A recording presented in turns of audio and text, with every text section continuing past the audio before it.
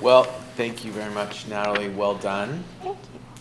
And thank you for bringing this topic to our attention as a school community. My pleasure. Yes. So you mentioned in your survey that you also surveyed the teachers at our school.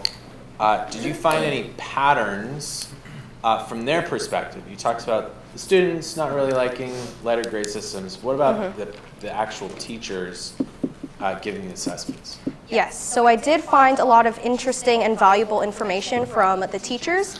Mostly the fact that they too agreed that these assessments were not consistent with classical education, that they are totally progressively modeled and do not actually help students to pursue what true learning is. I also saw that these teachers did not see a value in assessing these students in the way that they are, because they did not actually help the students to pursue academic improvement and growth in every sense, not just academically, but also character-wise. So if the students are against it, and more or less the teachers you surveyed were against it, why do you think classical schools still are using this letter grade method? I think it's really easy to move with the grain. So this was a movement essentially started in the early 1800s, and it has almost every educational institution has adapted to it. And because like the most prestigious institutions such as Yale and Cambridge, these are the institutions that founded them, and they are like seen as some of the highest forms of education that are on our earth. Because they have created them and adapted to them, we too have adapted to them as well. A little bit to be consistent with the education system. However, I do not think it was a good choice. What about motives? You talked about in your survey, you noted that a lot of the students are motivated to study hard because of that letter grade as a reward. Do you think by getting rid of that, students would just stop studying hard and just kind of become lazy? Right, I've considered this even myself. So with this question, what you're really trying to get at is, are these students still going to be held accountable for the work that they're doing? And I think that these students are going to be held even more accountable to the work that they're producing. Because with these, even though I'm not promoting the letter grades and the percentages, that is a form of accountability to the student. But with the teacher giving you direct feedback into your education, how to improve your successes and your shortcomings, you're going to be held even more accountable to your education, therefore. Great. Well, we're going to take just 4 minutes for each of the other panelists to ask some questions. Was that your 4 minutes? That was my 4 minutes. All right. As we sit here to grade you.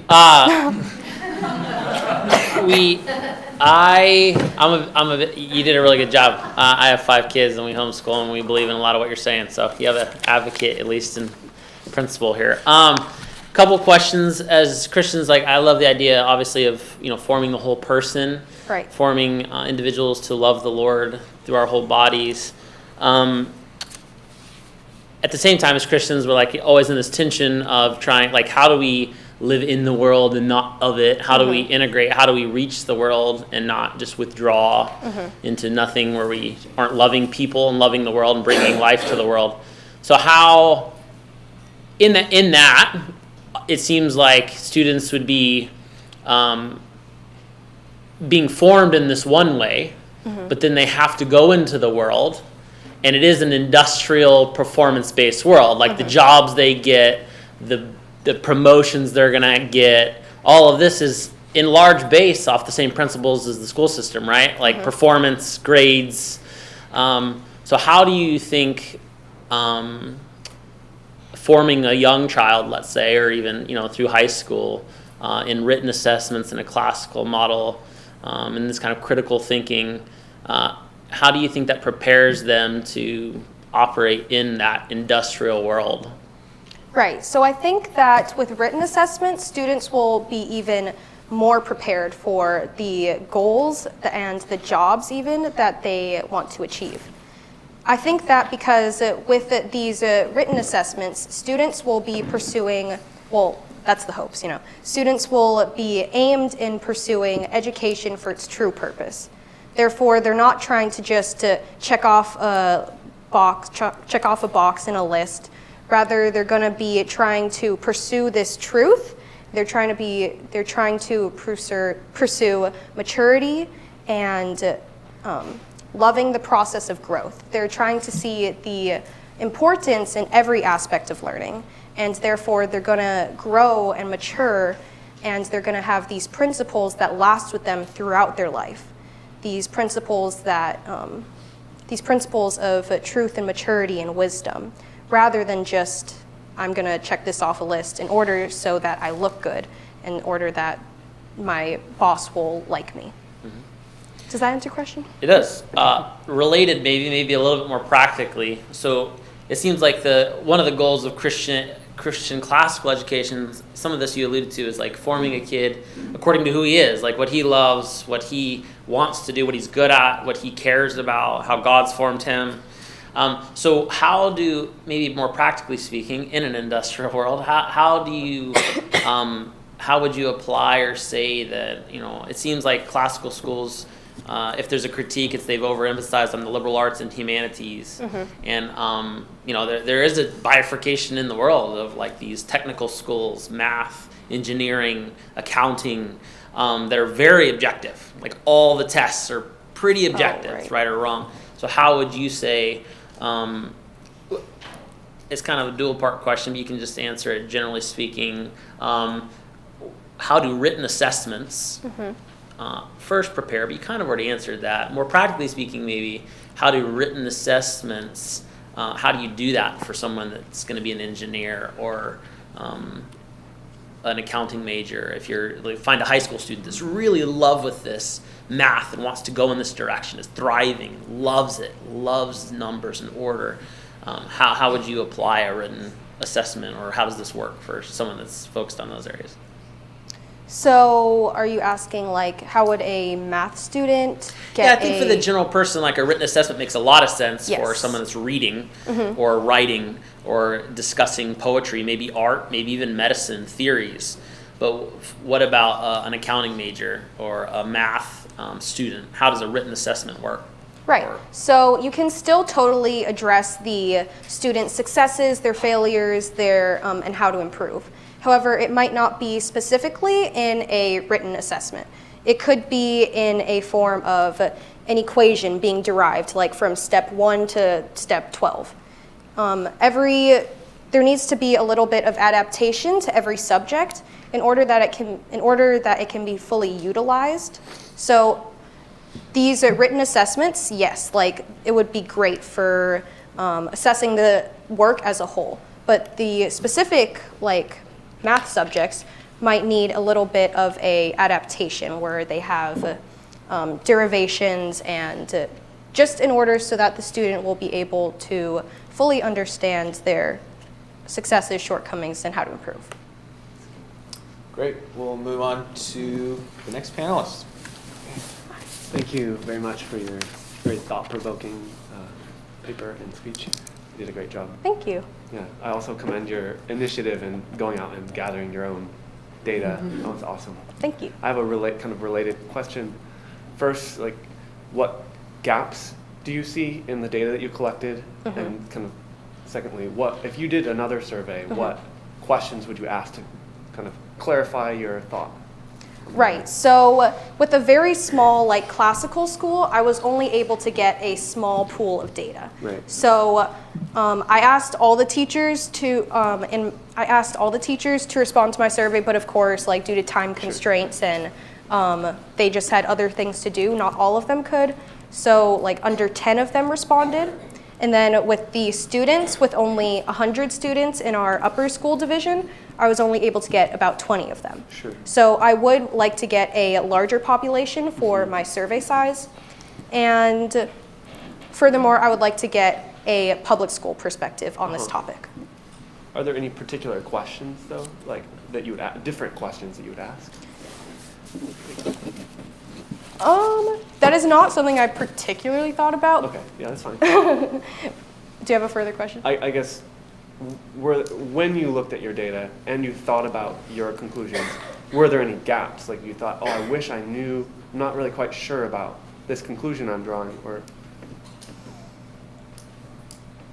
So with my survey, I was fortunately able to get all the information that I was looking for in order to support my topic. Right. But there are many aspects to the assessment system and how they are progressively modeled. So there are, of course, like many different aspects that I was not able to cover. Sure. I would like to maybe talk about and discuss more the competition aspect behind gradation and how that negatively influences the education system as well. One of my other questions was taken, so you get a slightly harder one.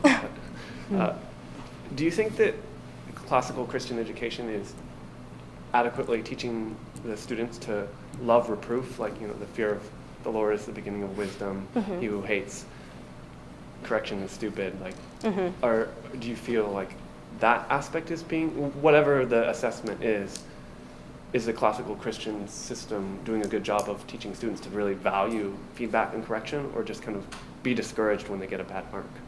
Right. I think in my own experience, and as I have seen in my peers' experience as well, often when we receive a poor mark, such as like a C or an F, since we don't have D's at Trinity, when we receive these low marks and these comments that like don't quite, where we're like, oh, I don't really think I deserve this. Right. We are often, our first response is often to shove it off and say that we are doing the right thing. Right. So I think in a sense we are being deprived of that part of an education and also of a higher truth that God has set out before us. Okay, thank you. Yeah, thank you. Well, Natalie, I thought you did an excellent job. I would give you an A, but you probably wouldn't want it. I guess I have a couple questions. First one is you're talking about how the goal of education is mental growth.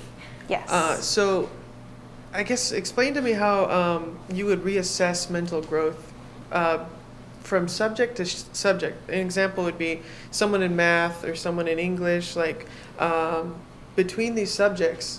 With a written assessment, it seems like you'd have to have multiple assessments rather than being able to look back at a glance how the student is performing. So I guess how would you assess that?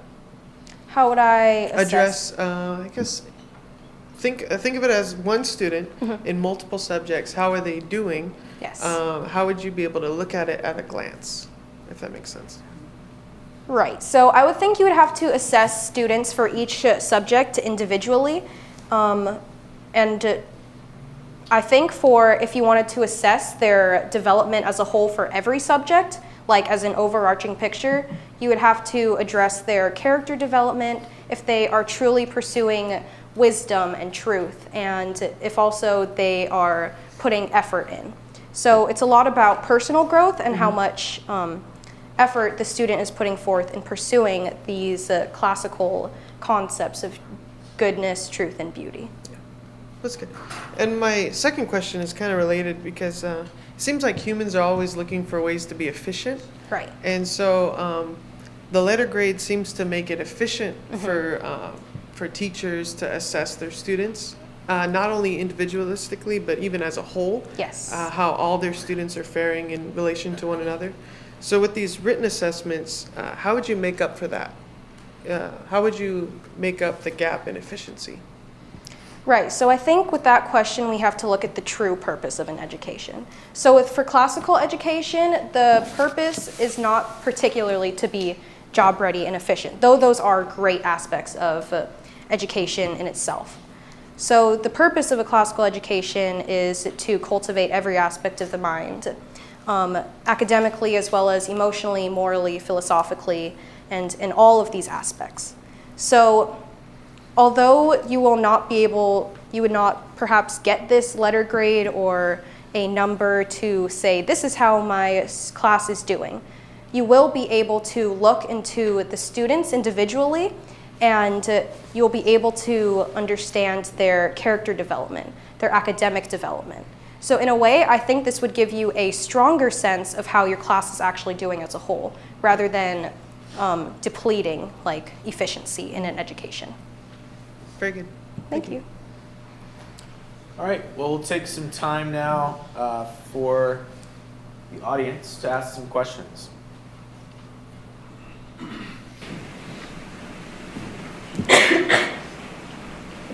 Maya. So for standardized testing or like national exams, when this is like something that can be comparable on like a nationwide scale, how would you use this grading system? Would like, or if a child was to go through your system as you proposed, and then they go into like a university or a college that gives them grades and they have to take standardized testing, like would that be a shock to them? Like so much of a shock that it would like actually impact what they are doing afterwards? Right, so with these written assessments, students will be developing character qualities such as maturity, and they're going to be pursuing academics for its true purpose, which is learning and growing and understanding like what Christ has set out for us. So with these written assessments, students will be accustomed and fully prepared in doing something such as a standardized test. Because in a way, these standardized tests that are simply like Scantron bubbles with ABC, like you have multiple choice questions, these written assessments will fully prepare students for answering questions like these when they have been cultivated in an education where they answer harder questions and deeper questions and not just simply facts. And then is there any school that actually uses this sort of thing? Yes, there are actually a lot of, there's an increasing amount of schools that have been implementing this no-grade system. And one of the most impressive schools actually that has implemented this is at St. Anne's in Brooklyn. So they are a Catholic school where they only have written assessments. They have a little bit over 1,000 students, and they give a full-page anecdotal response to the students' development and growth individually. And what's most impressive about them is that they have been named by the Wall Street Journal the #1 the #1 institution in all of the United States for preparing their students, for the percentage of their students that have entered and have been accepted to Ivy League and prestigious schools. Yeah, L. You did a really, really good job. If you were able to mandate your written assessment or qualitative assessment, would you do so? Would you first focus just on classical education or public school as well, if you're doing it for high school? Right, so I would focus this initially on classical schools because with classical education, there is usually a smaller class size. And this type of assessment would thrive with relational individuals and relationships, where the teacher will be able to understand the student's growth academically and character-wise. However, this has been implemented on public school scales, but I would argue that it is better with a smaller class size and where the teacher and student can understand each other on a more personal level. Anya. Really good job, Natalie. Thank you. You did a really good job. I like your thing about no grades. Yeah. May I ask, what was the most provoking piece of information you learned in all of your research? Right. So I would actually say that the most interesting thing that I found throughout my research was the little tidbit that I just shared about St. Anne's of Brooklyn, how they have actually implemented this written assessment system, and they have been recognized among a national level for preparing their students for very prestigious schools. All right, that's all the time we have. Thank you very much.